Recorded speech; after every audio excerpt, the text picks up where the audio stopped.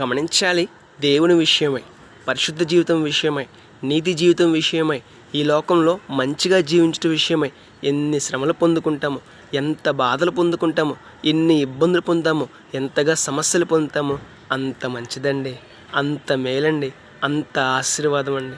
ఒకసారి ఆలోచన చేద్దాం. దేవుని కోసం జీవించే వారికి కష్టాలు వస్తాయి, పరిశుద్ధంగా జీవించే వారికి బాధలు వస్తాయి, దేవుని కొరకు నీతిగా జీవించే వారికి ఇబ్బందులు వస్తాయండి, సమస్యలు వస్తాయండి, రకరకాల సమస్యలు గుండా వెళ్ళాల్సి ఉంటుంది. అయితే గమనించాల్సిన విషయం ఏంటంటే, ఎంత శ్రమలు పొందుతామో అంత మంచిది, ఎంత ఇబ్బందులు పొందుతామో అంత మేలండి. కారణం శ్రేష్టమైన ఆశీర్వాదాలు పొందుకుంటాం, కారణం శ్రేష్టమైన దీవెనలు పొందుకుంటాం, కారణం శ్రేష్టమైన పరలోక రాజ్యంలో గొప్ప బహుమతులు పొందుకుంటాం. ఎవరు? నీతిమంతులు, ఎవరు? పరిశుద్ధులు, ఎవరు? దేవుని విషయమై ఎన్ని శ్రమలైనా భరించేవారు, దేవుని విషయమై రోషంగా జీవించేవారు, దేవుని విషయమై పరిశుద్ధంగా జీవించేవారు. మన జీవితం ఎలా ఉన్నది? ఒకసారి ఆలోచన చేద్దాం.